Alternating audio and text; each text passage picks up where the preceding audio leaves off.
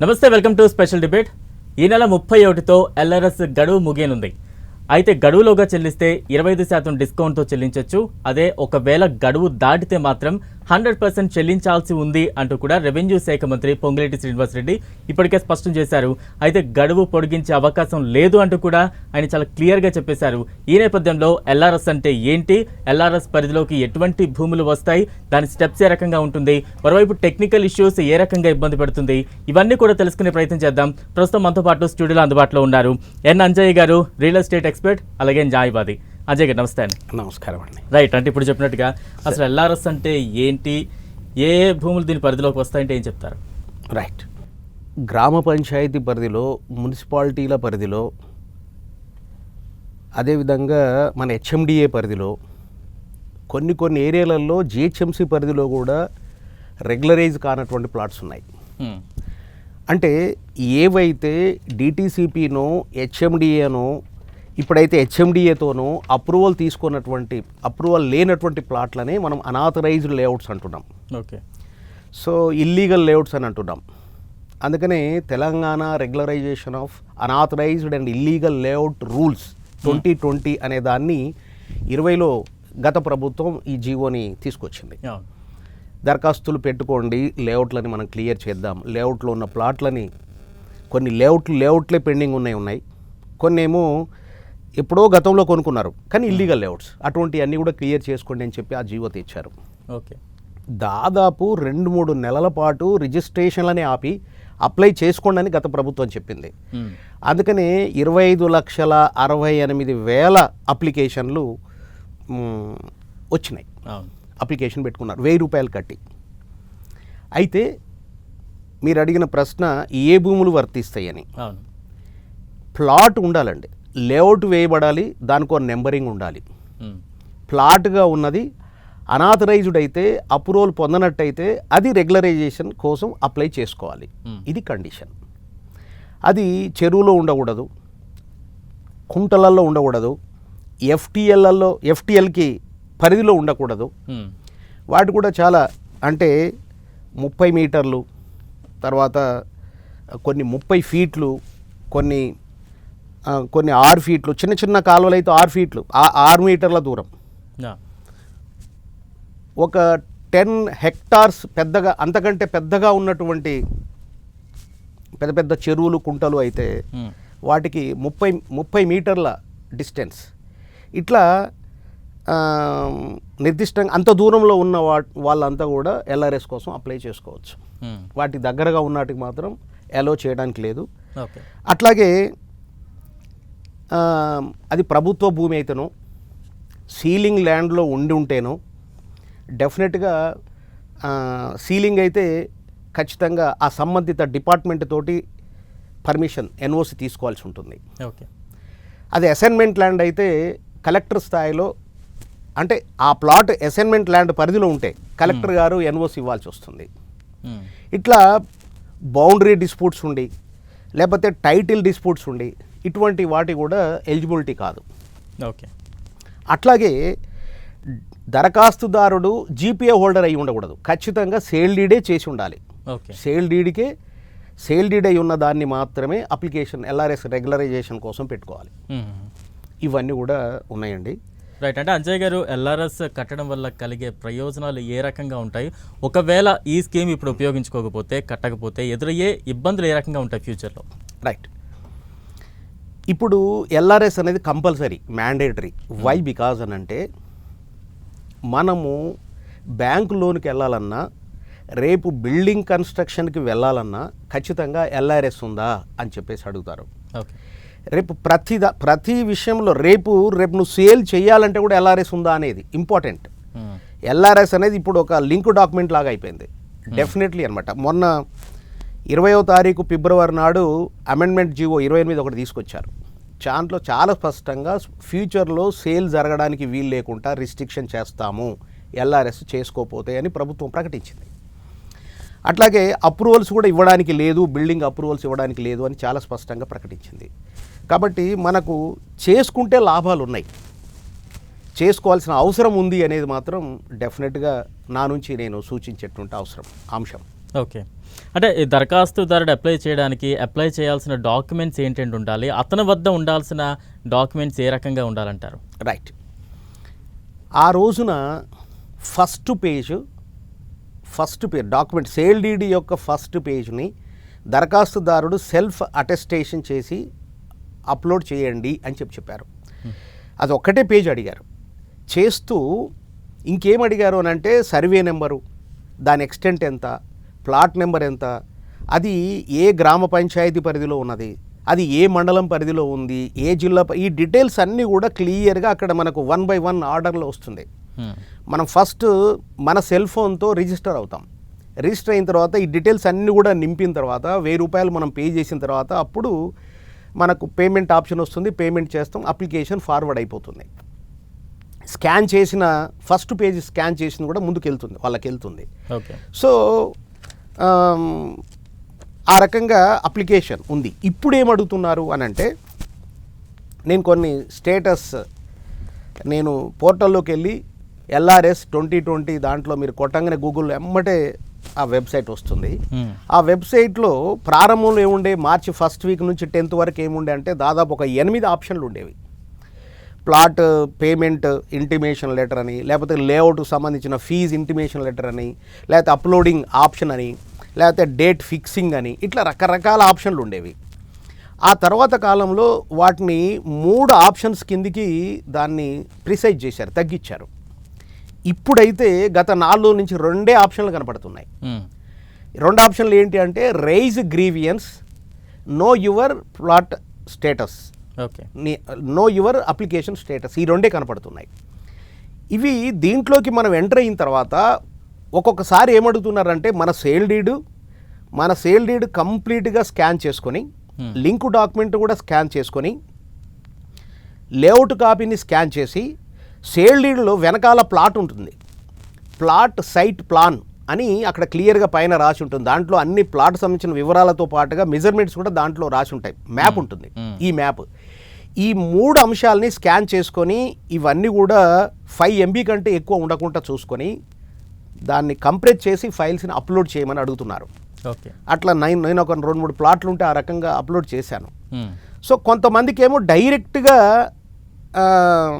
Fees intimation లెటర్సే వచ్చేస్తున్నాయి. First page తోటే వాళ్ళు ఈసీలు అవి చెక్ చేసి, ఈసీ కూడా అడిగారండి, సారీ ఇలాగ చెప్పిందంటే ఈసీ కూడా అప్లోడ్ చేయాలి. ఓకే. ఇప్పుడు ఇన్ని లక్షల అప్లికేషన్ అయినప్పుడు ప్రభుత్వం ఒక మంచి అంటే వీటిని పర్సన్ వెళ్ళి ఫీల్డ్ విజిట్ చేసి ఇది సరి అయిందా కాదా ఇదంతా నిర్ధారించడం అనేది చాలా విపరీతంగా మ్యాన్ పవర్ కావాలి. అవును, టైం కూడా తక్కువ ఉంది. ఈ బ్యాక్గ్రౌండ్లో అలా కాకుండా ఆటోమేటెడ్ ఫీజ్ జనరేషన్ సిస్టమ్ని గవర్నమెంట్ తీసుకొచ్చింది. దానివల్ల ఇచ్చిన డైరెక్షన్స్ ఏంటంటే కొన్ని మార్గదర్శకాలు కూడా ఫిబ్రవరిలో ఇచ్చున్నారు. ఏమని ఇచ్చారు అంటే 200 మీటర్లకి వెలుపల ఉన్న ప్లాట్లందరికీ 200 మీటర్లు ఎక్కడి నుంచి, కుంటలు, చెరువులు, కాలువలు, దాదాపు ఒక 1/2 కిలోమీటర్ అంత దూరంలో ఉన్న లేఅవుట్లలో ప్లాట్లు, ఇల్లీగల్ లేఅవుట్లో ప్లాట్లు, రెగ్యులరైజ్ చేసుకున్న వాళ్ళ వివరాలన్నీ పక్కన పెట్టి మిగతా అన్నిటి కూడా ఆటోమేటిక్గా ఆ అప్లికేషను ఆటోమేటిక్గా సిస్టమ్ సాఫ్ట్వేర్ ఆ రకంగా డెవలప్ చేశారు. ఆ సిస్టమ్ ఏంటి అంటే దాన్ని స్టడీ చేసి మీరు ఇంత ఫీజు కట్టండి, ఆటోమేటిక్గా క్యాల్కులేషన్ చేసేసి ఇంటిమేషన్ అని వచ్చేసింది. నేను పేపర్లలో చూసాను, దగ్గర 19 లక్షల మందికి ఫీజు ఇంటిమేషన్ లెటర్లు వెళ్ళినాయి అని చెప్పేసి నేను చూస్తూ ఉన్నా. అయితే కొంచెం రైజ్ గ్రీవియన్స్ ఇతరతర విషయాలు వచ్చినప్పుడు అయితే ఇక్కడ ఫీజు ఇంటిమేషన్ లెటర్లో ఎమ్మటే వాళ్ళు ప్రొసీడింగ్ ఆర్డర్ ఏమి ఇవ్వట్లేరండి. నేను కూడా పేమెంట్లు కూడా చేసి ఉన్నా.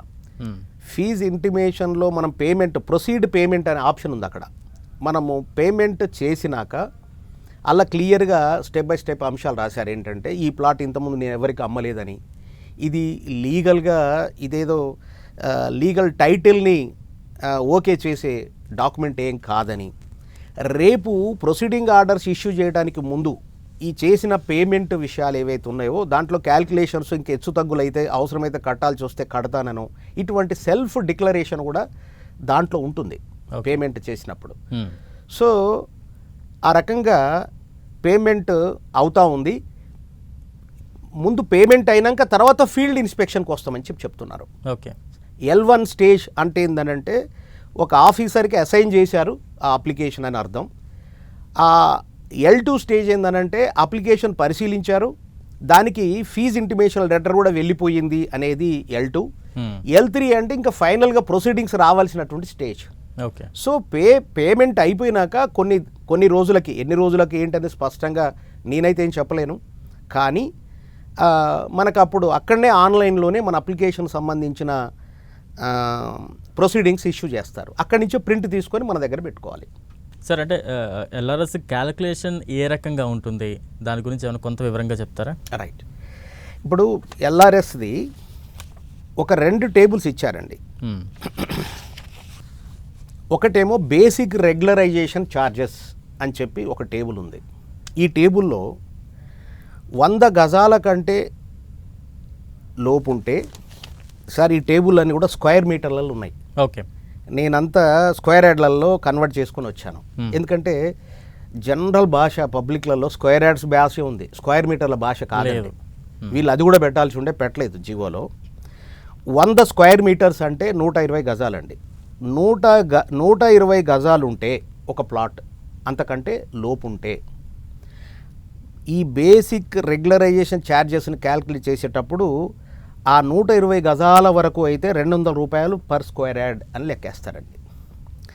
120 గజాల నుంచి 350 గజాలు ఉందనుకోండి, అంటే ఇది 101 to 300 స్క్వేర్ మీటర్స్ అయితే 358 స్క్వేర్ యార్డ్స్ అవుతుంది. దానికైతే అంటే 120 గజాల నుంచి 358 గజాల వరకు గజానికి 400 చొప్పున లెక్కేస్తారండి.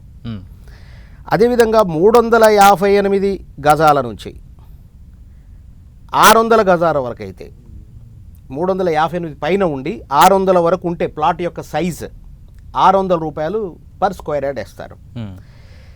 అదేవిధంగా 600 గజాల కంటే అదనంగా ఉంటే, అంటే స్క్వేర్ మీటర్స్లో 500 స్క్వేర్ మీటర్స్ కంటే అదనంగా ఉంటే ₹750 పర్ స్క్వేర్ యార్డ్ అని లెక్కేస్తారు. ఓకే. చిన్న ఎగ్జాంపుల్, ఉదాహరణకి ఒక 200 గజాలు లెక్క తీసుకుందాం. ఒక 200 గజాలు అంటే ఎక్కడ వస్తుంది మనకు అంటే 120 నుంచి 358 గజాల మధ్యలో వస్తుంది. అంటే అక్కడ గజానికి ₹400 లెక్క అవుతుంది. గజానికి ₹400 లెక్క అంటే మనకు 200 ఇంటూ 400 అంటే 80,000 అవుతుంది. 400 ఇంటూ 2 8 లక్షల, ఒక్క నిమిషం అండి,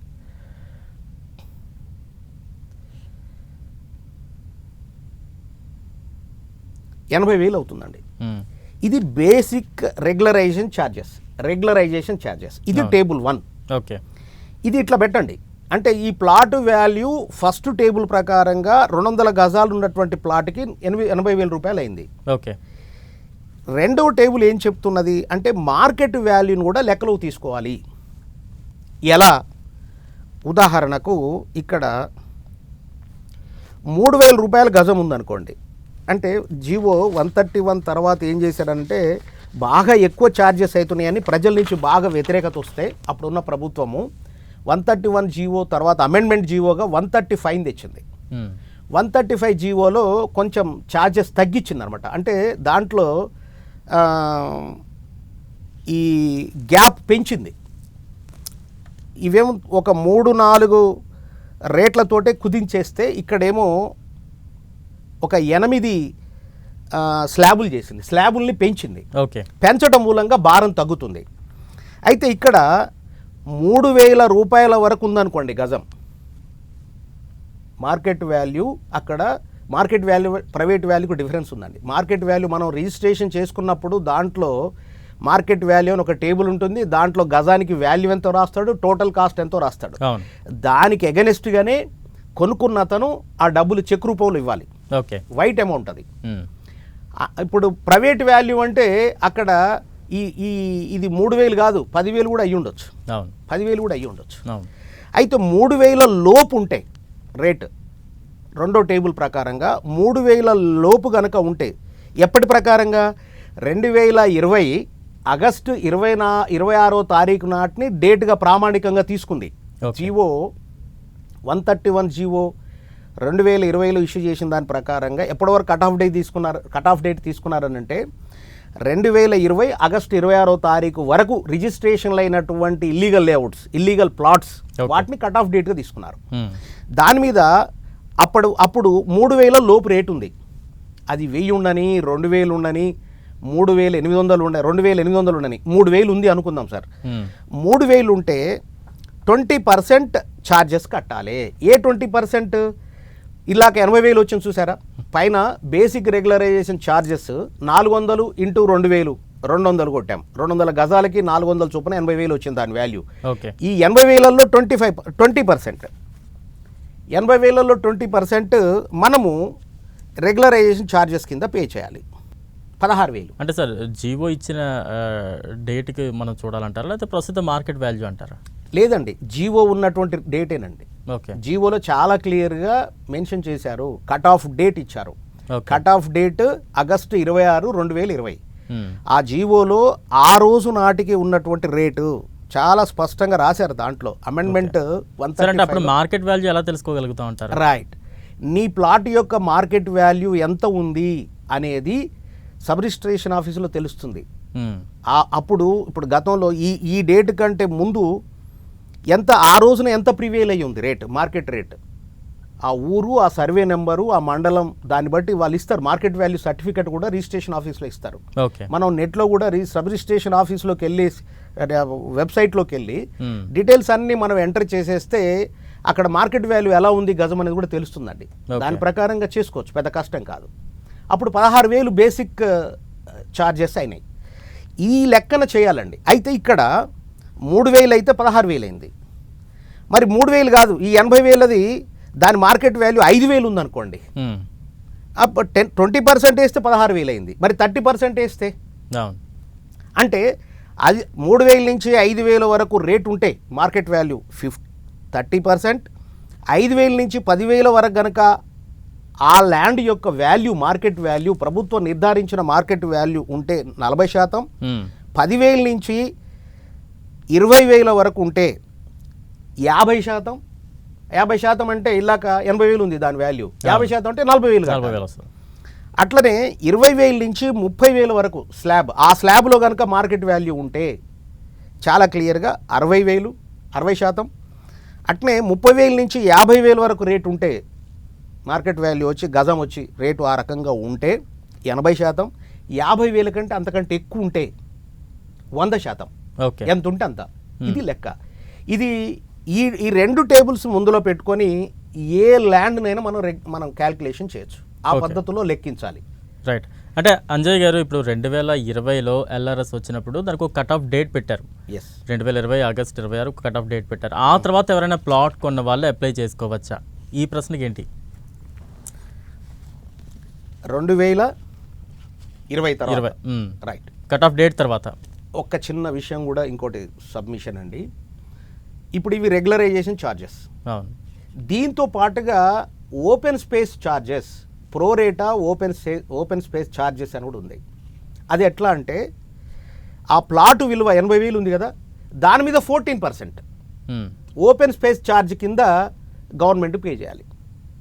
ఈ రకంగా లెక్కలు. ఇప్పుడు అదే 100% అన్నకాడ ఇప్పుడు పైదేమో ratio, total basic regularisation, value, market వాల్యూని బట్టి పైన లెక్కలు వచ్చినాయి. ఇప్పుడు ఇక్కడ 14%, 80,000 మీద 14% పే చేయాలి. మార్కెట్ వాల్యూ పెరిగితే టోటల్ వాల్యూ పెరిగింది అనుకోండి, ప్లాట్ వాల్యూ పెరుగుతూ ఉంటే ఓపెన్ స్పేస్ ఛార్జెస్ పెరుగుతుంది. ఏంటిది ఓపెన్ స్పేస్ ఛార్జ్ అంటే? డాక్యుమెంట్ విలువ అని అంటే 10 లక్షలు ఉందనుకోండి, మీ డాక్యుమెంట్ విలువ 10 లక్షలు ఉంది, అందులో ఉంటుంది, డాక్యుమెంట్లోనే ఉంటుంది. మనకు 10 లక్షల మీదనే మనం అలా స్టాంప్ డ్యూటీ కట్టుంటాం. ఆ 10 లక్షల మీదనే ఇప్పుడు 14% మనం పే చేయాలి, అంటే 1,40,000 రూపాయలు పే చేయాలి. ఓకే. సో 2 రకాల ఛార్జెస్ని పే చేసేది ఉంది దీంట్లో. ఇది అంశం. తర్వాత క్వశ్చన్ మీరు అడిగారు ఏంటంటే, 2020 తర్వాత ప్లాట్ కొనుక్కున్న వాళ్ళు రెగ్యులరైజ్ చేసుకునే అవకాశం, కట్ ఆఫ్ డేట్ తర్వాత కొన్న వాళ్ళు. ఇప్పుడు కొత్తగా తెలంగాణ రాష్ట్ర ప్రభుత్వము ఒక ఆప్షన్ ఇచ్చింది, ప్రీ రిజిస్ట్రేషన్ మాడ్యూల్ అని చెప్పి ఒక ఆప్షన్ ఇచ్చింది. దాని ద్వారా 2020 ఆగస్టు 26 కంటే ముందు రిజిస్ట్రేషన్ చేసుకున్న వాళ్ళు కాకుండా ఆ తర్వాత రిజిస్ట్రేషన్ చేసుకొని ఉంటే వాళ్ళు కూడా మీరు రెగ్యులరైజేషన్ ఫీజు కట్టొచ్చు.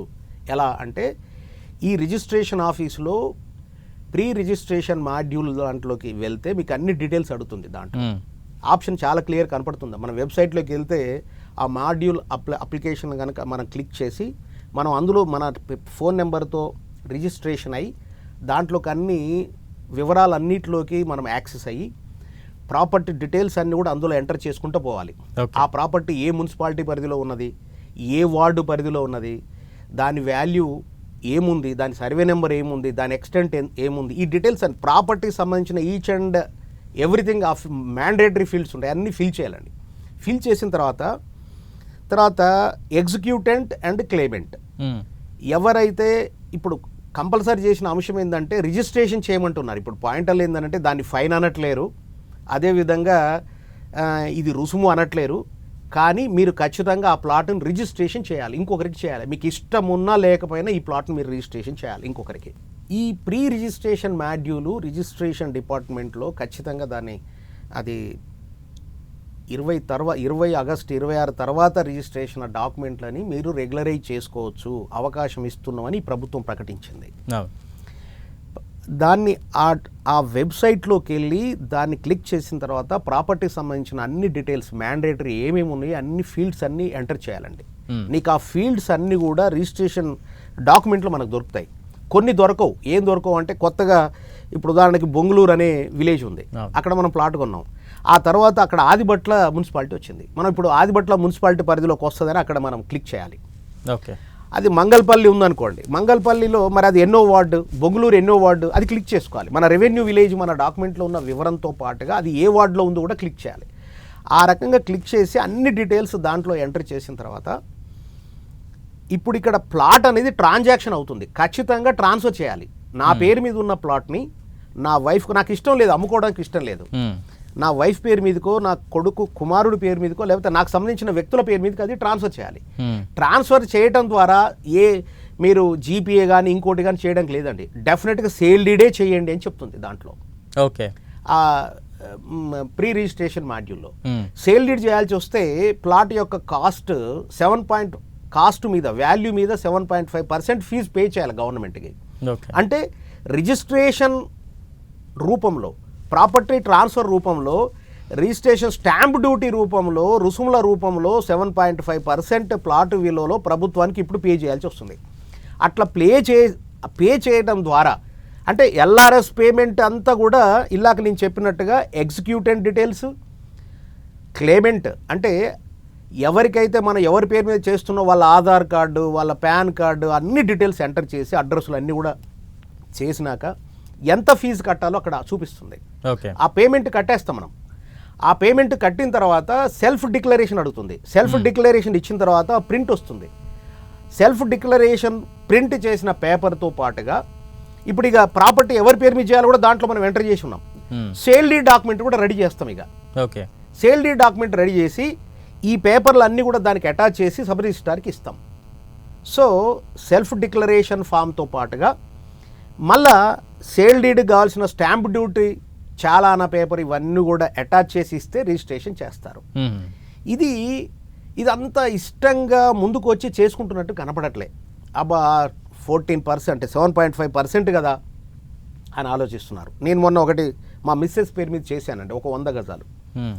రెగ్యులరేషన్ ఛార్జెస్ పెద్దగా ఏం పడలే. బొంగుళూరు పల్లె చాలా ఓల్డ్ ప్లాట్ అది, కాబట్టి జస్ట్ 3,000 లోపే ఫీజు అయింది. కానీ ట్రాన్స్ఫర్ చేయడానికి అయినా స్టాంప్ డ్యూటీ వచ్చి 20,000 అయింది. అంటే అక్కడ గజం వచ్చి 2,400 రేట్ ఉంది గజం వచ్చి per square yard, market value, government value ప్రకారంగా. సో నేను అట్లా చేశా. అయితే ఒక 5 రోజులు అవుతుందండి. 5 రోజుల కింది వరకు కూడా నాది 21వ డాక్యుమెంట్ అని రిజిస్ట్రార్ గారు చెప్పారు. అంటే చాలా స్లోగా ఉంది.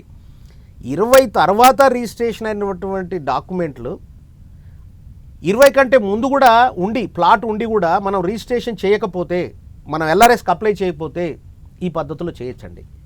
26 ఆగస్టు 20 కల్లా చేసి ఉండాలి. వాళ్ళు అప్లై చేసుకున్నారు. అప్లై చేసుకొని వాళ్ళు కూడా ఈ రకంగా ప్రీ రిజిస్ట్రేషన్ మాడ్యూల్లో చేయాలి. తర్వాత డేట్లో ఉన్న డాక్యుమెంట్ వాళ్ళు కూడా ప్రీ రిజిస్ట్రేషన్ మాడ్యూల్లో రిజిస్ట్రేషన్ డిపార్ట్మెంట్ వెబ్సైట్లోకి వెళ్ళి మనం అన్ని వివరాల పట్ల అవగాహన ఉంటే ఎవరైనా సరే అవన్నీ ఫీల్డ్స్ ఎంట్రీ చేసి పేమెంట్ చేసిన తర్వాత మనకు రిజిస్ట్రార్గా రిజిస్ట్రేషన్ చేస్తారు. ఈ పేమెంట్ అయిన డీటెయిల్స్ అన్నీ కూడా వాళ్ళ సిస్టంలో ఎంట్రీ చేసి ఆ సంబంధిత మున్సిపాలిటీకి ఏ రోజు డీటెయిల్స్ ఆ రోజు మేము పంపిస్తున్నామని చెప్పారు. అంటే నాకు ఎప్పుడో తర్వాత వెబ్సైట్లో నాకు బహుశా ప్రొసీడింగ్స్ వస్తాయి కావచ్చు. ఇది అంటే అంజయ్ గారు ఇప్పుడు 2020లో దరఖాస్తు చేసుకున్నప్పుడు ఒక వ్యక్తి పేరు మీద ఉంటుంది. నెక్స్ట్ అది సేల్ డీడ్ చేసుకుని అది అమ్మకం జరిగింది అనుకోండి, అది వేరే వ్యక్తి మీదకి వెళ్తుంది. అప్పుడు దాని ప్రొసీడింగ్స్ ఏ రకంగా ఉంటాయి ప్రస్తుతం అయితే? రైట్, ఇప్పుడు మీరు అడిగిన మంచి ప్రశ్న. ఎందుకంటే ఈ 4 ఏళ్లలో చాలా ప్లాట్లు XYZ ఇట్లా వ్యక్తుల పేర్ల మీదకి మారుతూ పోయినాయి సార్. ఉదాహరణకి ఎక్స్ అనేట ఆయన పేరు మీద ఉండే, ఆయన LRS అప్లై చేశాడు, తర్వాత Y పోయింది, Z పోయింది, ఇప్పుడు జెడ్ ఆయన దగ్గర ఉందనుకోండి ప్లాట్, పేరు ఆయనదే ఉండనియండి, ఇబ్బంది ఏం లేదు, మీరు పేమెంట్ కట్టండి అని చెప్పి అధికారులు చెప్తున్నారు. ఓకే, మీకు పేమెంట్ మనిషికి కడుతున్నట్టు కాదు, దాన్ని అట్లా క్రైటీరియాలు తీసుకునేది లేదు, ఆ ప్లాట్ కడుతున్నామా లేదా అనేదే ఇంపార్టెంట్. కాబట్టి పేమెంట్ చెయ్యండి, ఆ ప్లాట్కి మనం పేమెంట్ చేసినాం, అది LRS క్లియర్ అయింది అంతే తప్పితే పేరు మార్పిడి చేయాల్సిన అవసరం లేదండి. ఇప్పుడు రీసెంట్గా చిన్న మార్పులు, ఇప్పుడు మనము సంబంధిత ఆఫీస్కి వెళ్తే మన ఫైల్ ఏ పరిధిలోకి వస్తుందో వాళ్ళ దగ్గరికి వెళ్తే మనం ఎంటర్ అప్లికేషన్ పెట్టినప్పుడు సర్వే నెంబర్ తప్పు కొట్టో, ఎక్స్టెంట్ తప్పు కొట్టో, ఇంకేదన్నా ఇతరతర అంశాలు ఏదన్నా తప్పుగా ఎంటర్ చేసి ఉంటే కూడా వాళ్ళు ఇప్పుడు కరెక్షన్ చేస్తున్నారు. ఓకే, సో ఆ అవకాశం ఉంది. రెండవది, ఇంకొక వ్యాలిడ్ అంశం మీకు మీ దృష్టికి, వ్యూవర్స్ దృష్టికి తీసుకురావాల్సింది ఏంటి అంటే, అసలు నేను ప్లాట్ కొనుక్కున్నా కానీ దానికి LRS కట్టిండా లేదా నాకు తెలియదు. ఒక ఆయన NRI, ఆయన ఇక్కడ లేడు, ఎవరిని అప్రోచ్ కావాలో తెలియదు, ఆయన ఫోన్ నెంబర్ కూడా లేదు. ఓకే, అటువంటి ఆ డాక్యుమెంట్ 2020 తర్వాత కొనుక్కున్న, 20 కంటే ముందు కొన్నదే కావచ్చు, కానీ LRS కట్టిండో కట్టలేదో నాకు తెలియదు. కట్టుంటే హ్యాపీ, నేను యాక్సెస్ అవ్వచ్చు. కట్టకపోతే ఏం చేయాలి అంటే, ఇప్పుడు లేటెస్ట్ ఒక 4 రోజులు అయింది, ఒక ఆప్షన్ ఇచ్చింది డిపార్ట్మెంట్. ఏంటంటే మీరు LRS 2020 కొట్టిన తర్వాత వెబ్సైట్ ఓపెన్ అయిన తర్వాత దాంట్లో హోమ్ అని అడుగుతుంది, లేదా అప్లికేషన్ డీటెయిల్స్ సర్చ్ అని కూడా ఒక ఆప్షన్ ఉంది. అప్లికేషన్ డీటెయిల్స్ సర్చ్ అనే ఆప్షన్ క్లిక్ చేసుకుంటే చాలా క్లియర్గా, ఆల్రెడీ మీకు అప్లికేషన్ నెంబర్ ఉంటే ఆ నెంబర్ కొడితే మీకు డీటెయిల్స్ వస్తాయి. అప్లికేషన్ నెంబర్ లేనప్పుడు డీటెయిల్స్, అదర్ డీటెయిల్స్ అని అడుగుతుంది. అదర్ డీటెయిల్స్ని మనం కాక సెలెక్ట్ చేసుకుంటే అక్కడ క్లియర్గా వివరాలు అడుగుతుంది, ఏ జిల్లా, ఏ మండలం, ఏ ఊరు, ఏ సర్వే నెంబరు, ఓకే, ఎవరు అప్లై చేశారు. ఎందుకంటే మనం ప్లాట్ 2020 కంటే ముందు వేరే వాళ్ళ దగ్గర నుంచి మనం కొన్నాం, ఆయన అప్లై చేసిండో లేదో మనకు తెలియదు, కానీ కొన్నాం, మొన్న కూడా కొన్నాం అనుకుందాం. ఆయన పేరు క్లియర్గా, ఆయన డాక్యుమెంట్లు ఏముందో అది క్లియర్గా మనం ఎంటర్ చేయాలి. అందులో సర్వే నెంబరు, ఈ డీటెయిల్స్ అన్నీ కూడా ఎంటర్ చేసి కింద క్లిక్ చేస్తే అది అప్లై చేయబడ్డదా లేదా కూడా మనకు తెలుస్తుంది. మనం ఏదో డిపార్ట్మెంట్ పోవాల్సిన అవసరం లేదండి. ఓకే, నన్ను చాలామంది ఈ మధ్య అడిగారు, నేను నిన్న ఈవినింగ్ నేను అబ్జర్వ్ చేశాను, ఇది 4 days నుంచి ఈ ఆప్షన్ అందుబాటులోకి వచ్చింది. అంటే మీరు ఇప్పుడు చెప్తున్నట్టుగా అంటే ఫోన్ నెంబర్లు మారుతూ ఉంటాయి, అలాగే పేర్లు కూడా మారడం ఉంటుంది, దీని కరెక్షన్స్ సాధ్యం అవుతుంది అంటారు? ఉంది సార్. ఫోన్ నెంబరు మనం అప్డేషన్ చేసుకోవాలన్నా మనం క్లియర్గా వెబ్సైట్లోకి వెళ్ళి మనం అప్డేషన్ చేసుకోవచ్చు. అటువంటి ఆప్షన్స్ ఉన్నాయి, చాలా క్లియర్గా ఆప్షన్స్ ఉన్నాయండి. మనకు ఆల్రెడీ అప్లికేషన్ వివరాలు మనకు తెలిసి ఉంటే, ఆ 1000 రూపాయలు కట్టిన ఫీజు సంబంధించిన పేపర్ మన ముందర ఉందనుకోండి, ఆ డీటెయిల్స్ అన్నీ అందులో ఎంట్రీ చేస్తే చాలా క్లియర్గా మనం ఫోన్ నెంబర్ కూడా మార్చుకోవచ్చు. డీటెయిల్స్ ఏం తెలియనప్పుడు other details application search, details search అనేది కొట్టినప్పుడేమో ఈ రకంగా ఇంతకుముందు చెప్పినట్టుగా ఆ రకంగా డీటెయిల్స్ అన్ని తీసుకోవచ్చు. ఒకసారి డీటెయిల్స్ వచ్చినాక మన ఫోన్ నెంబర్ని అప్డేషన్ చేసుకోవచ్చు, ఇబ్బంది లేదండి. ఇది చాలా మందికి ఎదురవుతున్న సమస్య. ఇప్పటి వరకు చాలా మందికి తెలియక ఏం చేయాలో వాళ్ళకి అర్థం కావట్లేదు. ఇది కొత్త ఆప్షన్ వచ్చిందండి, మన ద్వారా చాలా మందికి ఈ విషయం వెళ్ళాలి. అదర్ డీటెయిల్స్ సెర్చ్లోకి వెళ్తే క్లియర్గా అసలు అది అప్లై చేయబడ్డదా లేదా మనకు తెలుస్తుంది. అయితే చాలా తక్కువ టైం ఉంది సార్, ఈ తక్కువ టైంలో తెలుసుకునే స్టేజ్ కాడనే ఉన్నాం ఇంకా. అవును, కానీ అందుకనే చాలా తక్కువ మందే అయ్యారు. ఇప్పటి వరకు నేను మొన్న ఏదో పేపర్లు చూసా, ఇప్పటి వరకు 500 కోట్ల రూపాయలు వచ్చినాయి, 1 లక్ష పైచిలుకు అప్లికేషన్స్ క్లియర్ అయినట్టుగా వచ్చింది. అంటే ఇప్పుడు ఈ మార్చి 1 నుంచి ఇప్పుడు ఎవరు జరిగినటువంటి దీంట్లో 1 లక్ష పైచిలుకే 1,16,000 15,000 అన్నట్టుగా ఫిగర్ ఉంది, ఒక 500 కోట్లు మాత్రమే వచ్చినాయి అన్నట్టుగా ఉంది. సో ఎందుకు ఇదంతా డిలే అయింది, ఎందుకు ఫాస్ట్గా కావట్లేదు అని అంటే, చాలా ఇక్కడ ఒకటి సార్, సాఫ్ట్వేర్లో లోపాలు ఉన్నాయి. అవును, సాంకేతిక సమస్యలు చాలా. అందుకని ప్రీ ఇంటిమేషన్ లెటర్లు కొన్ని వేల అప్లికేషన్లకి 0 వచ్చింది సార్, పేమెంట్ 0 పే చేయమని వచ్చింది. ఎట్లుంటుంది? చిట్యాల్లో చౌటుప్పల్లో మా ఫ్రెండ్ ఉంటాడు, ఆయన పెట్టాడు స్క్రీన్ షాట్ తీసి, అట్లా కాదురా బాబు నువ్వు ఇప్పుడు రేజ్ గ్రీవియన్స్ అని కూడా ఉంది, దాంట్లో నీ అప్లికేషన్ నెంబర్ కొట్టి ఇట్లా మిస్టేక్ వచ్చిందని చెప్పి నువ్వు అప్లోడ్ చేయి. అయితే గ్రీవియన్స్లో మనము మన యొక్క ప్రాబ్లము అక్కడ పెట్టినా కూడా వెంటనే రెస్పాండ్ అయ్యి ఆన్సర్ రావట్లేదు. ఓకే, అచ్చంపేట మున్సిపాలిటీ పరిధిలో ఒక అప్లికేషను, మనకు రెగ్యులర్గా టచ్లో ఉండే పిల్లోడు, ఆయన 3 సార్లు గ్రీవియన్స్ పెడితే రాలే, రెస్పాన్స్ రాలే. కానీ ఒక పర్సన్ని పంపించి అప్లికేషన్ ఇచ్చి పంపిస్తే వెంటనే వాళ్ళు సిస్టంలో అక్కడ లోకల్గా చెక్ చేసి వాళ్ళు ఇంటిమేషన్ ఇచ్చారు. పొరపాట్లు ఏమున్నాయి, అప్లికేషన్లో ఉన్న పొరపాట్లని సరిచేయండి అని అంటే కూడా ఆ గ్రీవియన్స్ అప్లికేషన్ పెట్టడానికి గ్రీవియన్స్ తెలియజేయడానికి ఉంది అక్కడ ఆప్షన్, కానీ సంబంధిత అధికారులు ఇమ్మీడియట్గా ఆ గ్రీవియన్స్ని అటెండ్ అవ్వట్లేరు, డిలే చేస్తున్నారు. వాళ్ళని డైరెక్ట్గా అప్రోచ్ అయినప్పుడు మాత్రం పని అవుతుంది. ఇది నాకు అనుభవంలో అర్థమైనటువంటి అంశం అండి. అంటే ఇప్పుడు సుమారు 25 లక్షల వరకు అప్లికేషన్లు వచ్చాయంటున్నారు.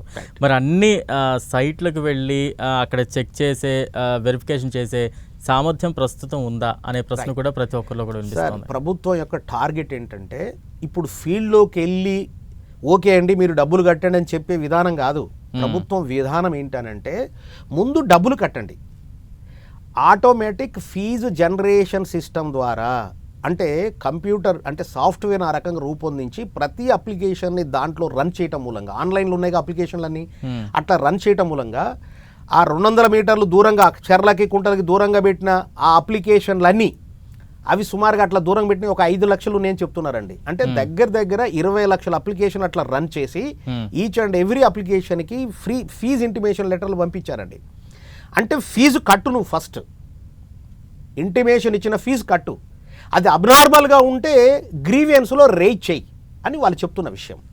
ఫీజు కట్టినాక మేము తర్వాత ఫీల్డ్ మీదకి వచ్చి వెరిఫికేషన్ చేస్తాం, నీ ప్లాటు అర్హతమైందా కాదా రెగ్యులరైజ్ చేయడానికి. అనర్హమైంది అనుకోండి, నీ ప్లాట్ అర్హత లేదు, నీ ప్లాట్ చేయొద్దు, ఏదో ప్రాబ్లం ఉంది అనుకున్నప్పుడు ఏం చేస్తాడంటే ఇప్పుడు నువ్వు ఆల్రెడీ కట్టిన దాంట్లో 10% అమౌంట్ని కట్ చేసుకుని మిగతా అమౌంట్ని మీకు తిరిగి నీ అకౌంట్కి వేస్తాము అని చెప్తున్నారు.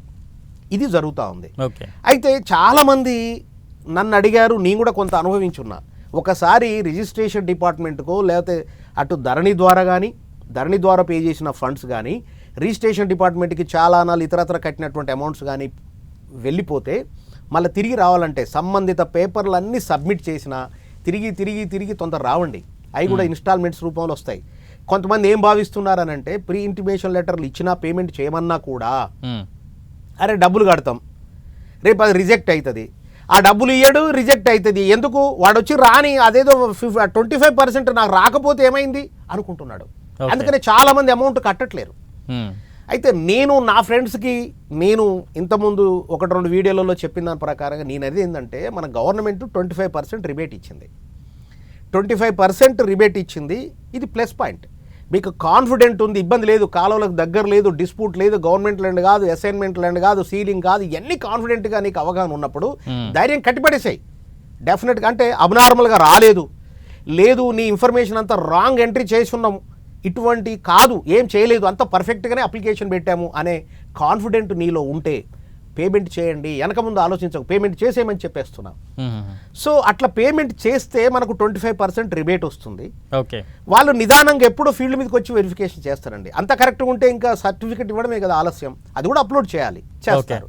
కానీ ప్రభుత్వం అలా కాకుండా మీరు ముందు ఒక 10% కట్టండి, లేకపోతే ఒక 20% కట్టండి, రిమైనింగ్ ఫీల్డ్ వెరిఫికేషన్ చేసినాక ఒకసారి 10% 20% కట్టినాక మీరు ఫీల్డ్ వెరిఫికేషన్ చేసినాక మిగతాది కట్టండి అని ఉంటే ఈజీ కట్టుండే వాళ్ళు. గతంలో అట్లా ఉండే, గతంలో ఏముండే 151 జీవోలో గత గవర్నమెంట్లో 2015లో తెచ్చారు జీవో. ఆ జీవోలు ఎలా ఉండే అంటే ముందే మనం 10,000 రూపాయలు కట్టేవాళ్ళం ఒక అప్లికేషన్కి.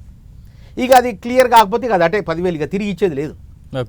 ఆ పద్ధతుల్లో ఉంటే కొంత బాగుండేది. ఇప్పుడు 1000 కట్టించారు, మొత్తం కట్టమంటున్నారు, రిజెక్ట్ చేస్తే 10% కట్ చేసుకుని మిగతా ఇస్తామంటున్నారు. ఎందుకంటే scrutiny charges, field verification time అంతా వేస్ట్, ఇదంతా అవుతున్నందుకు గాను కొంత ఖర్చుల నిమిత్తం తీసేసి రిమైనింగ్ ఇస్తామంటున్నారు. భయం జనాలలో ఏముందనంటే ఒక్కసారి డిపార్ట్మెంట్కి వెళ్తే రిజెక్ట్ అయితే డబ్బులు వస్తాయో రావో అని చాలామంది ఆలోచిస్తూ కొంతమంది ముందుకు రావట్లేరు అని నాకు అనిపిస్తుంది. రైట్. అంటే ఇంకోటి కూడా ఉంది సార్, ఒక ఎగ్జాంపుల్ చెప్పుకుంటే ఇప్పుడు ఫీజు కట్టేస్తాం, అధికారులు కూడా వచ్చి ప్లాట్ అది వెరిఫికేషన్ చేసుకుని వెళ్ళిపోతారు. ఆ నెక్స్ట్ ఏం చెయ్యాలి, ఒకవేళ మళ్ళీ రిజిస్ట్రేషన్ చేయించుకోవచ్చా, ఈ ప్రశ్నలు కూడా ప్రతి ఒక్కరిలో కూడా ఉత్పన్నమవుతున్నాయి. సార్ ఫీజు కట్టిన తర్వాత వాళ్ళు ఏమిటికి వస్తారు వెరిఫికేషన్ అంటే, ఇది కుంటలో ఉందా, చెరువులో ఉందా, గవర్నమెంట్దా, అసైన్మెంట్ ల్యాండా, సీలింగ్ ల్యాండా, అంత లోతైన పరిశీలన చేస్తారు సార్. ముందు ఏం చేయట్లే, కట్టించుకోవడమే పనిగా ఉంది ప్రజెంట్ అంతా కూడా. ఫండ్స్ కావాలి గవర్నమెంట్కి, అంత డీప్గా స్టడీ చేసే అంత యంత్రాంగం లేదు, ఆ రకంగా మొత్తం యంత్రాంగాన్ని సన్నద్ధం చేయలేదు, సాఫ్ట్వేర్ కూడా పర్ఫెక్ట్గా ఏం లేదు. కానీ పేమెంట్ చేసినాక ఫీల్డ్ వెరిఫికేషన్ వచ్చి ఈ ప్లాట్ అర్హత కలిగినదే అన్నప్పుడు నీకు సర్టిఫికెట్ ఇస్తాడు.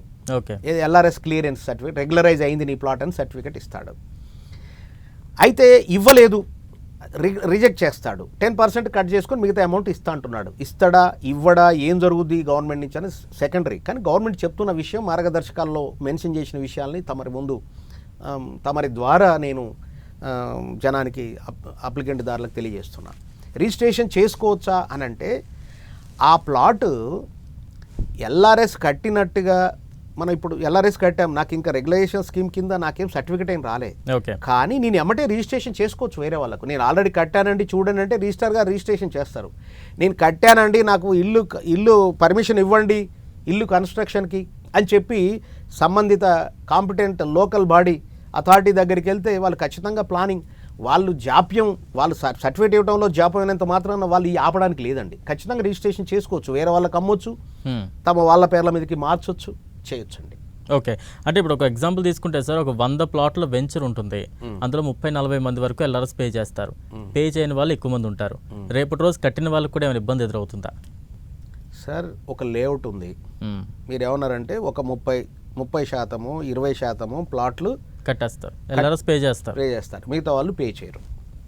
ఇక్కడ రెండు విషయాలు సార్. గవర్నమెంట్ ఇండివిజువల్ ప్లాట్ని రెగ్యులరైజ్ చేస్తుంది, అదేవిధంగా లేఅవుట్ కూడా రెగ్యులరైజ్ చేస్తుంది. ఇప్పటివరకు మనం మాట్లాడిన దాంట్లో లేఅవుట్ మొత్తాన్ని రెగ్యులరైజ్ చేసే అంశం రాలే, రెగ్యులరైజ్ కూడా చేస్తుంది.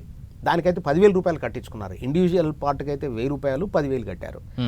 లేఅవుట్కి అయితే ఆ 10,000 ఈ 26 ఆగస్టు 26, 2020 లోపల, ఆ రోజు అంతకంటే ముందు 10% అంతకంటే ఎక్కువ అమ్మి మిగతాయి అమ్మలేదు. వాళ్ళందరినీ అవన్నీ ప్లాట్లని రెగ్యులరైజ్ చేసుకోవడానికి అప్లికేషన్ పెట్టారు కదా.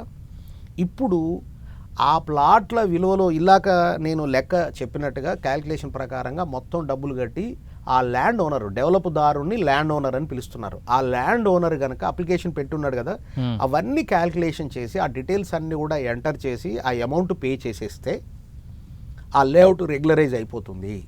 అంటే 10% ఆల్రెడీ కొనుక్కున్న వాళ్ళు ఉన్నారు కదా, వాళ్ళు సపరేట్గా రెగ్యులరైజ్ చేసుకోవాలి. ఎందుకంటే వాళ్ళ ప్లాట్కి రెగ్యులరైజేషన్ కాలే, మిగిలిన ప్లాట్లకు అయింది.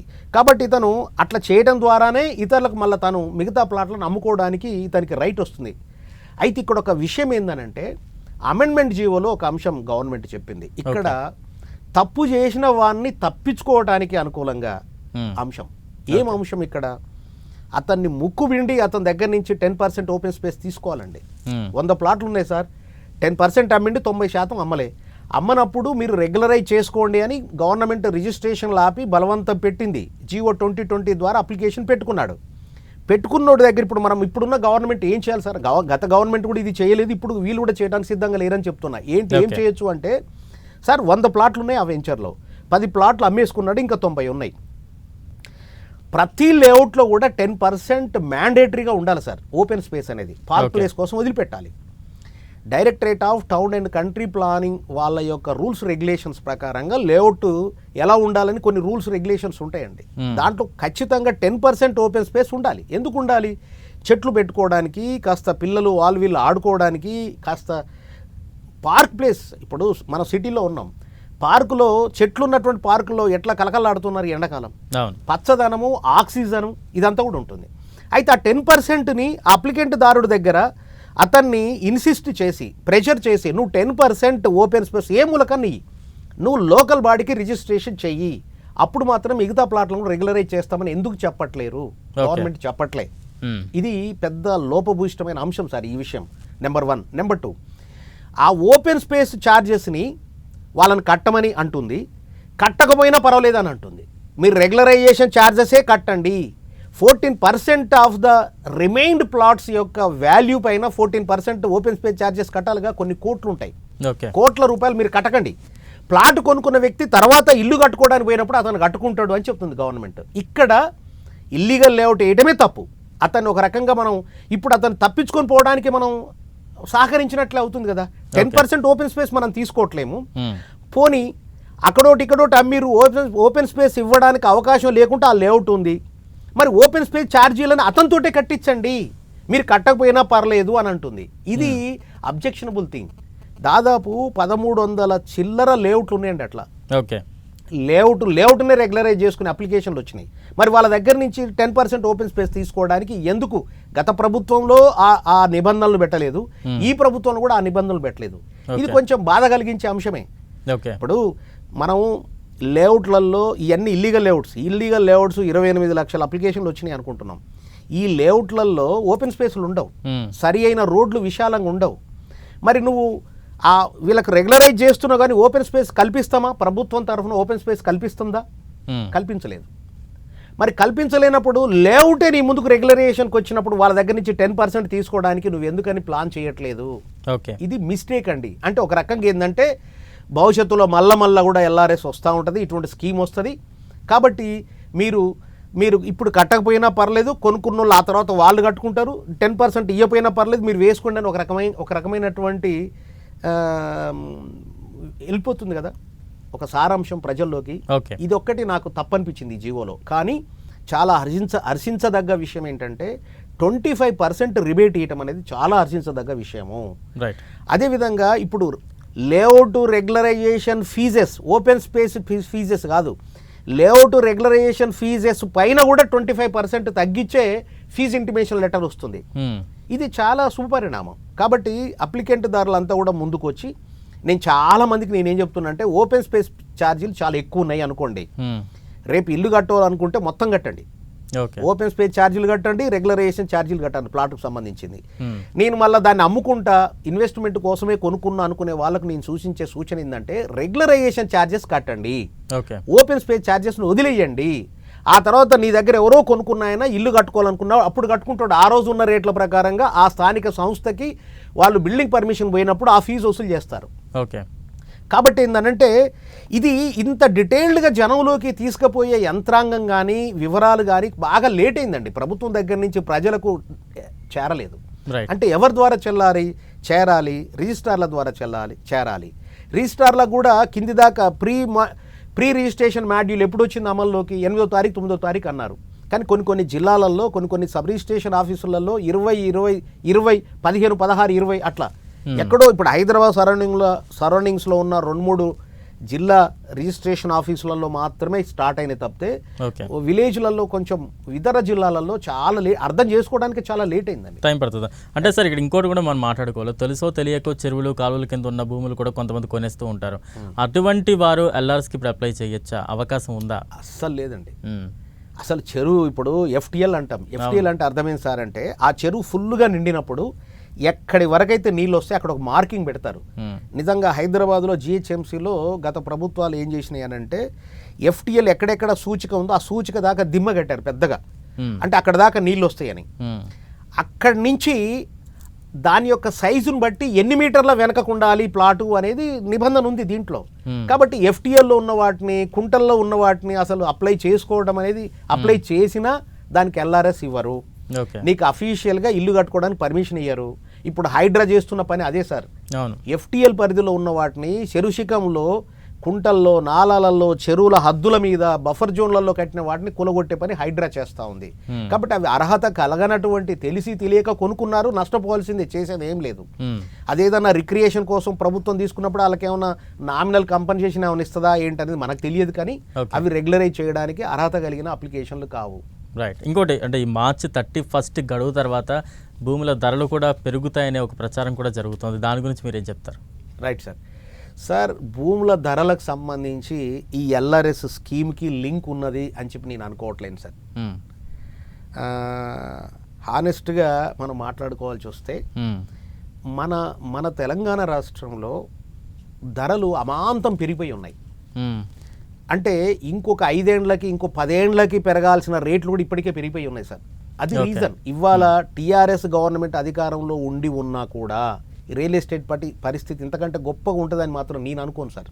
నా అంచనా మేరకు నేను ఎందుకు అనంటే సార్ 600-1000 రూపాయలు గజం ఉన్నప్పుడు ఓ 10 మంది కొనుక్కుందాం అక్కడ అని ఆలోచిస్తాం. అదే 6000, 10,000 అన్నప్పుడు కొంచెం మిడిల్ క్లాస్ వాళ్ళే వస్తారు. లో క్లాస్ వాళ్ళు కూడా అటెండర్ స్థాయిలో, డ్రైవర్ స్థాయిలో, చిన్న చిన్న ఉద్యోగస్తులు, కూలీగా పనిచేయడానికి వచ్చిన వాళ్ళు కూడా 2 లక్షలు 3 లక్షలు ఉన్నప్పుడు ఒక ప్లాట్ కొనుక్కోవడానికి సిద్ధపడతారు సార్. కానీ ఓ 10 లక్షలు అన్నప్పుడు కొద్దిగా ఆలోచిస్తారు. అదే 600కు వచ్చిన ప్లాట్ కాస్త ఇవాళ 20,000 ఎందుకు అనుకోండి, గజం 30,000 అయిందనుకోండి, ఒక 60 లక్షలు 50 లక్షలు పెట్టి ఎట్లా కొనగలడు? ఎగ్జాంపుల్ చెప్తా. ఔటర్ రింగ్ రోడ్డు దగ్గరగా ఇప్పుడు విజయవాడ పోయే road, outer ring road Peddamberpet ఏరియాలో ఒకప్పుడు 1000 రూపాయలు 600 ఉంది కరెక్ట్గా. అప్పుడు అందరూ ఎగబడి కొనుక్కున్నాం. ఇవాళ అది 25,000 30,000 అయింది. అంటే ఇన్వెస్ట్మెంట్ పాయింట్ ఆఫ్ వ్యూలో కొనుక్కోవాలి. ఇప్పుడు నేను ఒక 60 లక్షలు పెట్టి ఒక ప్లాట్ మీద ఇన్వెస్ట్ చేస్తే అది పెరుగుతుందా పెరగదా? పెరిగితే నా ఇంట్రెస్ట్ ఏ మేరకు పెరుగుతుంది, ఎప్పుడు పెరుగుద్ది? ఎక్కడైనా సరే రియల్ ఎస్టేట్ అనేది జనావాసాలకు దగ్గరగా ఉన్నప్పుడు పెద్ద పెద్ద ప్రాజెక్టులు వస్తున్నాయి, పెద్ద పెద్ద కంపెనీలు వస్తున్నాయి. అవి కూడా పొల్యూటెడ్ సంబంధించినవి కావు. ఓ మంచి మంచి ప్రాజెక్టులు వస్తున్నాయి, విల్లాసో లేకపోతే అపార్ట్మెంట్సో ఇతరత్ర వస్తున్నాయి, లేకపోతే ఓ సాఫ్ట్వేర్ కంపెనీలు ఇవన్నీ వస్తున్నాయి, ఒక హబ్ ఏర్పడుతుంది, ఇట్లా అదంతా ఉంటుంది అనుకున్నప్పుడు అటువంటి ఏరియాలో కొంచెం ఇంట్రెస్ట్ చూపి కొనుక్కుంటారండి. అంతేగాని ఇవాళ రేట్లు చాలా పీక్లో ఉన్నాయి. పెద్ద వాళ్ళు ఎబో మిడిల్ క్లాస్ వాళ్ళే కొనగలిగే స్టేజ్లో ఉన్నారు. అంటే 100కు 10 నుంచి 12 మంది మాత్రమే కొనేవాళ్ళు ఉన్నారని నిన్న మన కొన్ని స్టాటిస్టిక్స్ చూస్తూ ఉన్నాం. కొనుగోలు శక్తి జనం దగ్గర లేక, ఇప్పుడు కొనుక్కునే పరిస్థితి లేక ప్లాట్ల యొక్క బిజినెస్ జరగట్లేదు. ఆల్రెడీ ప్రతి వ్యక్తి రియల్ ఎస్టేట్ మీద పెట్టుబడి పెట్టడం మూలంగా లాభాలు వస్తాయని గమనించిన, అంటే గత 10 ఏళ్ల కాలంలో బాగా అవేర్నెస్ వచ్చింది ప్రజల్లో, భూముల మీద పెడితే మనకు లాభాలు వస్తాయి. ఒక్కటి అంటే గుడ్డిగా నమ్మి పెట్టారండి. అట్లా మనమే పెంచాం. ఇది ప్రభుత్వం తప్పుడు నేను కామెంట్ చేయనండి. ఎందుకంటే కొనేవాడు పెట్టి కొనడానికి సిద్ధపడుతున్నాడు. అరే పోటీ పెడతాడు, ఒక ప్రాపర్టీ ఉందనంటే 2-3 మధ్యన పోటీ పెడతాడు. అది పెరుగుతూ ఉంటే పెంచుకుంటూ పోతూ ఉంటాడు, బాగా పెరిగినాక అమ్ముకుంటాడు. అట్లా రేట్లు పెంచడానికి మిడిల్ మెన్స్ ఏజెంట్స్గా పనిచేస్తారు, కమిషన్ ఏజెంట్స్గా. వాళ్ళ పాత్ర ఉంది, ప్రజల పాత్ర కూడా ఉంది. రైట్. అదేవిధంగా కాస్త డబ్బున్న, కొంచెం ఆర్థికంగా పర్చేసింగ్ కెపాసిటీ, కొనుగోలు శక్తి ఉన్నటువంటి వాళ్ళు కూడా ఈ రియల్ ఎస్టేట్లో విపరీతంగా వస్తుంది కదా అని చెప్పి ఇతరతర బిజినెస్ల కన్నా కూడా రియల్ ఎస్టేట్ వైపు ఎప్పుడైతే వాళ్ళు మళ్ళారో అది అమాంతం పెరిగి కూర్చున్నాయి. చిన్న వాళ్ళంతా పక్కకి వెళ్ళిపోయారండి. పెద్ద వాళ్ళ హోల్డింగ్స్ ఉన్నాయి, పెద్ద ఎకరాలు కానీ పెద్ద ఎక్స్టెంట్లు కానీ పెద్ద వాళ్ళ చేతుల్లో హోల్డింగ్స్లు ఉన్నాయి. అవి వాళ్ళు ఎప్పుడు నార్మల్ వ్యక్తి, ఒక డ్రైవర్ స్థాయిలో లేకపోతే ఒక లోయర్ మిడిల్ క్లాస్ వ్యక్తి తన కుటుంబం పిల్లల పెండి కోసమో చదువుల కోసమో అయితే అమ్మాల్సి వచ్చి అమ్ముతాడండి. కానీ డబ్బులకు ఇబ్బంది లేనోడు అమ్మడండి, హోల్డింగ్ చేస్తాడు. ఇంత రేట్ వస్తేనే ఇస్తా అంటాడు, తగ్గించి అమ్మడు. అంటే ఆ సరౌండింగ్స్లో ఒకటి హైయెస్ట్ రేటు పోయింది ఏదైనా ఉంటే దాన్ని కంపేర్ చేసుకొని చూపించుకుంటా కూర్చొని ఉంటారు అంతే. నష్టపోవడానికైనా సిద్ధపడతాడు కానీ తగ్గించి అమ్మడానికి సిద్ధపడడు. అందుకని ఇవాళ స్టాగ్నేషన్ వచ్చింది అని నా అభిప్రాయం. రైట్. ఇంకో ప్రశ్న సార్, అంటే ఎల్ఆర్ఎస్ అంతా కూడా క్లియర్ అయిపోయింది అనుకోండి, ప్రభుత్వానికి ఎంత మేర ఆదాయం సమకూరుతుంది, మరోవైపు నిర్మాణ రంగానికి ఇది ఎటువంటి మేలు చేకూర్చే అంశంగా చూడాలంటారు? రైట్ సార్, ఎల్ఆర్ఎస్ అనేది కేవలం రూరల్ ప్రాంతం, అంటే శివారు ప్రాంతాలలో జరిగేటువంటి ప్రక్రియ. హైదరాబాద్ నగరంలో జరిగేవి కావు. ఎక్కువ శాతము ఇప్పుడు హైదరాబాద్ జిహెచ్ఎంసీ పరిధి దాటి, జిహెచ్ఎంసీ పరిధిలో ఇండ్ల నిర్మాణాలు ఉన్నాయండి, మ్యాక్సిమం వచ్చేసినాయి. 100కు 98%, 95% వచ్చిన నిర్మాణాలు జిహెచ్ఎంసీ పరిధిలో. బయటికి వెళ్తే హెచ్ఎండిఏ పరిధి, హెచ్ఎండిఏ పరిధి దాటితే డిటిసిపి పరిధిలోకి వస్తాయి. హెచ్ఎండిఏ పరిధిలో వచ్చే ఎక్కడ దూరంగా, ఇప్పుడు హెచ్ఎండిఏ ఎక్కడ దాకా ఉంది, ఇక్కడ నుంచి హైదరాబాద్ సెంటర్ నుంచి బయలుదేరితే ఒక 60 కిలోమీటర్ల దగ్గర కూడా హెచ్ఎండిఏ ఉంది. 60 కిలోమీటర్ల దగ్గర హైదరాబాద్ నగరం ఆడిదాకా ఎన్నడూ పెరగాలి అంటే అక్కడ ఉన్న ప్లాట్ని ఇవాళ నేను రెగ్యులరైజ్ చేసుకుంటే నేను ఎన్నడూ ఇల్లు కట్టుకోవాలి అక్కడ. నేనేమైనా సరే నేను అక్కడ ఇన్వెస్ట్ చేస్తే నా అమౌంట్ ₹2 అయింది, 4 అయిందని ఇన్వెస్ట్ చేసాను తప్పితే ఇల్లు కట్టుకోవడానికి కాదండి. అక్కడ ఇల్లు కట్టుకునే వాళ్ళు ఎవరు అంటే అక్కడ సరౌండింగ్స్లో అక్కడ విలేజ్ వాళ్ళు కట్టుకోవాలి తప్ప, లేకపోతే ఇది. అందుకనే ఈ ఎల్ఆర్ఎస్ ప్రక్రియ కంప్లీట్ అవుతూనే విపరీతంగా రేట్లు పెరుగుతాయి, లేకపోతే బ్రహ్మాండంగా మూమెంట్ వస్తుంది అనుకోవడానికి లేదండి. అయితే రావద్దు రాకూడదు అనే ఆలోచన కాదు, కానీ అది ఆ ఫ్యాక్టర్ అంత ఇంపార్టెంట్ అయింది కాకపోవచ్చు అని నేను అనుకుంటున్నాను, నా ఫీలింగ్ అది. ఓకే. కాబట్టి ఇక్కడ కొంతమంది ఈ గవర్నమెంట్ వచ్చిన తర్వాతనే చాలా కామెంట్స్ వింటున్నాం, ఈ గవర్నమెంట్ వచ్చినాకనే బాగా రియల్ ఎస్టేట్ పడిపోయింది, అనేది కూడా నాకు కరెక్ట్ కాదనిపించట్లేదు. ఎందుకంటే ఇలాగ నేను ఎక్స్ప్లెయిన్ చేశాను, నేను బాగా పెరిగి ఉండడం మూలంగా ఎక్కువ రేట్లు పెట్టి హోల్డ్ కొనుక్కోగలిగే శక్తి లేక కొనలేకపోతున్నారు. చాలామంది కొనుక్కోవడం కోసం తెచ్చిన అప్పులు తీర్చడానికి మళ్ళీ ఆ ప్లాట్లని అమ్మకం పోక మార్టిగేజ్ చేసి లోన్ తెచ్చుకుంటున్నారండి. ఓకే, నేను ఒక ప్లాట్ ఉంది, నేను కూడా అట్లా చేసిన. ఒక ప్లాట్ కొనేటప్పుడు నా దగ్గర డబ్బులు సరిపోకపోతే వేరే వాళ్ళ దగ్గర అప్పు తెచ్చిన. ఈ అప్పుకు వడ్డీ కట్టడానికి, అసలు కాదు వడ్డీ కట్టడానికి ఇవాళ నేను ఏం చేస్తున్నా, ఆయనకేదో అవసరాలు ఉంటాయి కదా, నా మీద ఒత్తిడి చేస్తే ఈ ప్లాట్ని మళ్ళీ మార్టిగేజ్ చేయాల్సి వస్తుంది వేరే వ్యక్తులకి. సేల్ డీడ్ చేసి ఆయన దగ్గర నుంచి అప్పు తీసుకొచ్చి ఆయన కొనడానికి సిద్ధంగా లేడు మన దగ్గర, కానీ సేల్ డీడీని షూరిటీ కింద రిజిస్ట్రేషన్ చేసుకుంటున్నాడు మన ప్లాట్ని. చేసుకొని ఆయన ₹2 2.5 ఇవాళ ₹3 4 కూడా కాదు, ₹1.5 ₹2 ఇంట్రెస్ట్ వచ్చినా చాలు, నాకు సేఫ్. నాకు ఆ ప్లాట్ నాకు రిజిస్ట్రేషన్ అయ్యి ఉంది, ఒక ₹100 బాండ్ పేపర్ రాసిస్తారు. నీ ప్లాట్ నాకు రిజిస్ట్రేషన్ చేసినావు, నువ్వు నా దగ్గర డబ్బులు తీసుకున్నావు, ఈ డబ్బులు ఈ వడ్డీ ఇచ్చినాడు, నీ ప్లాట్ నీకు నేను రిజిస్ట్రేషన్ చేసి ఇస్తా అని చెప్పి ఒక అఫిడవిట్ తయారు చేసుకుని దాని మీద సంతకాలు పెట్టుకుంటారు. అంటే తెచ్చిన అప్పుల్ని క్లియర్ చేయించుకోవడం కోసం మళ్ళీ అప్పులు తెస్తున్నారు తప్ప ఇవాళ రియల్ ఎస్టేట్ ట్రాన్సాక్షన్ జరగట్లేదు. ఎక్కడ జరుగుతున్నాయి? ఇండ్ల మధ్యలో ఇల్లు కట్టుకోవాలనుకుంటున్నా, ఒక 5 ఏళ్ల నుంచో 10 ఏళ్ల నుంచో ప్లానింగ్తో ఉన్నా, డబ్బుల్ని పోగు పెట్టుకున్నా, నాకు ఇల్లు ఖచ్చితంగా కావాలి, అటువంటి ప్లానింగ్ ఉంది, అటువంటి వాళ్ళు ఖచ్చితంగా ఇల్లు కట్టుకుంటున్నారు. ₹10 ఎక్కువైనా కొనుక్కుంటున్నారు, కట్టుకుంటున్నారు. అట్లా అందుకనే మీరు గమనిస్తే ఇండిపెండెంట్ హౌసెస్ కానీ అపార్ట్మెంట్ కానీ మిగిలిపోయినాయి, ఫాస్ట్గా మూవ్మెంట్ కావట్లేవు, ఫాస్ట్గా బుకింగ్ కావట్లేవు అనే డిస్కషన్ కూడా జరుగుతూ ఉందండి. ఇది కొంత టైం పడుతుంది. ఎలా టైం పడుతుంది అని అంటే మన ఐటీ ఎంప్లాయీస్ కానీ బిజినెస్ సర్కిల్ కానీ ప్రతి రంగాలలో ప్రొడక్టివిటీ పెరిగి కొంత మనీ సర్క్యులేట్ పెరగాలండి, మనీ బాగా సర్క్యులేషన్ అవ్వాలి. సో ప్రతి దగ్గర పెంచి కూర్చున్నాం, డబ్బులు అంతా డిస్ట్రిబ్యూషన్ చేయబడింది, ఇప్పుడు అది జనరేట్ కావాలి, డబ్బు మళ్ళీ క్యాష్ వస్తే పెట్టుబడి పెట్టే పరిస్థితి వస్తే మళ్ళీ కదలికలు వస్తాయి. రైట్, టైం తీసుకోవచ్చు. రైట్, అంటే ఫైనల్గా సార్, అంటే ఇప్పుడు ఈ ఎల్ఆర్ఎస్కి సంబంధించి సాంకేతిక సమస్యలు చాలా ఇబ్బంది పెడుతున్నాయి, దీన్ని డీల్ చేయడంలో కూడా కొంత ఆలస్యం అవుతూ ఉంది. ఈ నేపథ్యంలో సామాన్య ప్రజల నుంచి కూడా డిమాండ్ వినిపిస్తుంది, గడువు ఇంకొంచెం పెంచాలి అనేది. దాని గురించి మీరేం చెప్తారు? డెఫినెట్గా పెంచాలండి. ఎందుకు పెంచాలంటే ఇప్పుడు నిన్న మొన్నటి వరకు కూడా 0 ఇంటిమేషన్ లెటర్లు వచ్చినాయి. సాంకేతిక సమస్య చెప్తా. జడ్చర్ల మున్సిపాలిటీలు ఇవాళ పేపర్లో వచ్చింది, జ్యోతిలో చూసా, ఒక 400 గజాలకి 20 కోట్ల 50 లక్షలు కట్టమని ఒక నోటీస్ వచ్చింది, ఇంటిమేషన్ లెటర్ వచ్చింది, 2 ప్లాట్లకు వచ్చింది. ఇట్లా సాంకేతికమైన లోపాలే కదా, సరి చేస్తున్నారు పోతే, నేను కాదనట్లే. అంటే ఇటువంటివన్నీ నేను ఆడికి పోవాలి, సరి చేసుకోవాలి, ఆయనకి టైం కుదరాలి, లేకపోతే గ్రీవియన్స్ని రేజ్ చేస్తే వాళ్ళు అటెండ్ చేసి అట్లా కాదు ఇట్లా అని చెప్పగలగాలి. అంటే పొరపాట్లు జరిగినాయి. కాబట్టి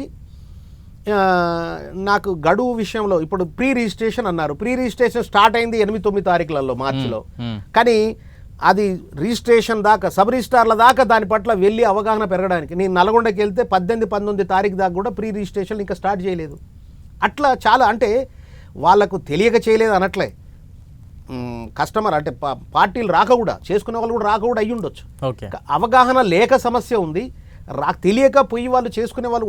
ఒక్క అప్లికెంట్ దారుడు నేను ప్రీ రిజిస్ట్రేషన్ దాంట్లో చేసుకోవాలని పోతే నాకు తెలియదని పంపించాల్సిన పరిస్థితి కాకుండా అక్కడున్న డాక్యుమెంట్ రైటర్లు, రిజిస్ట్రార్లు, సంబంధిత సిబ్బంది అంతా కూడా అతన్ని కూర్చోబెట్టి ఎడ్యుకేట్ చేసి ఇట్లా చేయొచ్చు, ఇగో ఇంత ఫీజు అవుతుందని చెప్పగలిగే పరిస్థితి ఉండాలండి. కాబట్టి వివరంగా కింది దాకా ప్రిపరేషన్స్ సరిగ్గా లేక డిలే అవుతుంది. కాబట్టి ఇప్పుడు 200 మీటర్ల లోపు ఉన్నాయి అప్లికేషన్లని, ఇంకా దాని గురించి ఎటువంటి నిర్ణయం తీసుకోవాలి. మరి వాళ్ళకు కూడా ఈ 20% 25% రిబేట్ వర్తించాలి కదా.